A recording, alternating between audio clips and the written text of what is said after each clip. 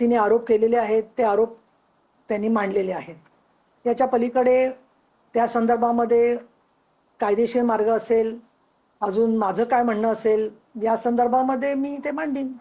याच्या पलीकडे अजून कुणीही जेव्हा व्यक्ती आरोप करते तर त्यावेळेला त्यांच्याकडून काहीतरी आधार मिळवणं अपेक्षित असतं.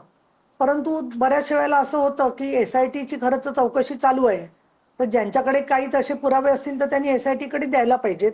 आणि मी माझ्या याच्यात म्हटलेलंच आहे की ते एक्सप्रेस हॉटेलमध्येच मी गेल्या 6 वर्षात गेलेलं नाही आहे. आणि 2019 पासून आपल्याला कल्पना आहे, मी उपसभापती आहे.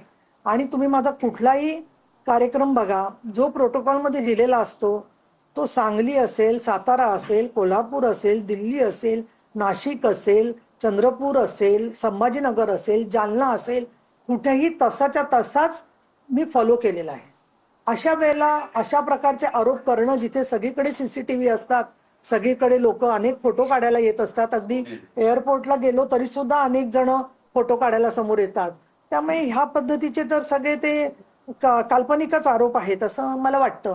कोणी केलं असेल हे मला अनाकलनीय याच्यासाठी आहे की एक व्यक्ती कशासाठी असं करते, काय करते, त्यांचा हेतू काय असतो तो कालांतराने कळतो काही वेळेला. आणि त्याच्यामध्ये आज जी कारणं दिसतात त्याच्यावरती मी काही भाष्य करणं योग्य होणार नाही. एकदा त्यांनी म्हटलं की मंत्री पदासाठी तुम्ही गेले होते, मग ही साधारण 14चा काळ रोख आहे. 14चा काळ असा होता त्यांचा रोख असतो. एकदाही भेट झाली नाही तुमची? नाही, हे एक्सप्रेस इन आणि हे आता हे नाशिकला मी 50 वेळा 60 वेळा गेले असेल.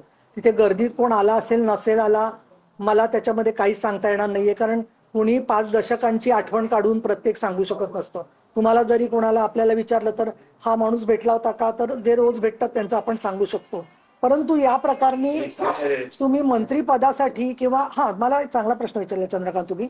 हे पण 2014ला आम्हाला पहिल्यांदा शक्यता तयार झाली मंत्रिपदाची. तर मला तर त्यावेळेला पक्षामध्ये इतकं चांगलं माझं स्थान होतं.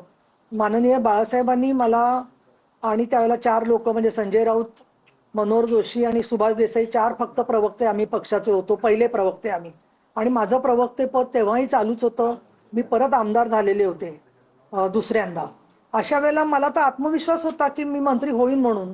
त्यावेळेला सुद्धा जाण्याचा काही प्रश्नच नव्हता की असं काहीतरी मी हतबल होऊन विकलांग होऊन कुठे जाणार आहे. आणि त्याच्यामुळे आणि मी तुम्हाला दुसरं एक सांगितलं आमच्या कुटुंबाचं, की आम्ही कधीच कुठल्या अशा हयात असलेल्या महाराजांकडे गेलोच नाहीये, कारण आमच्या कुटुंबात तो संस्कारच नाहीये. अशा वेळेला तिकडे जाण्याचा तो प्रश्नच उद्भवत नाही.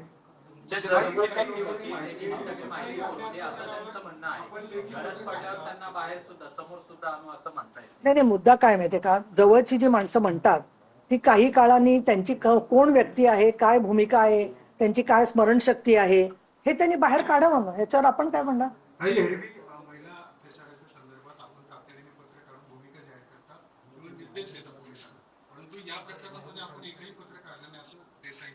आता मुळात असं आहे की मी आता जे मराठीमध्ये पत्रक वाचलं तो परत पॅरा मी पाहिजे तर वाचते.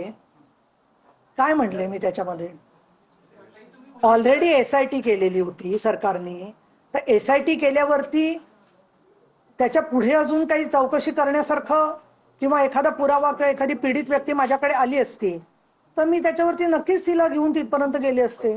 परंतु अमक्या गोष्टीमध्ये तुम्ही का बोलला नाहीत आणि तमक्या गोष्टीत तुम्ही का बोलला नाहीत, ज्यांना जिथे योग्य वाटतं तिथे आपण बोलतो. आणि मी हेही सांगितलं तुम्हाला की अधिवेशन चालू होतं, अधिवेशन सुरू होणार होतं, अशा वेळेला लगेच त्या संदर्भामध्ये हस्तक्षेप करणं म्हणजे उलटा मी हस्तक्षेप करते असा अर्थ झाला असता.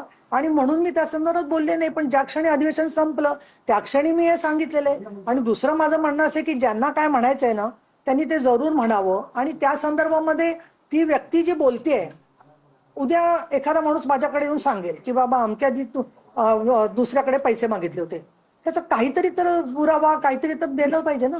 असं कोणी काही सांगेल. तुम्ही पुणे महानगरपालिकेचा रेफरन्स दिला, ज्यांना यश नाही मिळालं अशा लोकांनी हे केलं असं, तुमच्या पक्षातल्या लोकांवरती रोखे की शिवसेना उभाटामधल्या लोकांवरती रोखे, कारण अपयश दोन्ही तुमच्या पक्ष जुन्या आणि नव्या पक्षातल्या दोन्ही पक्षांना आले.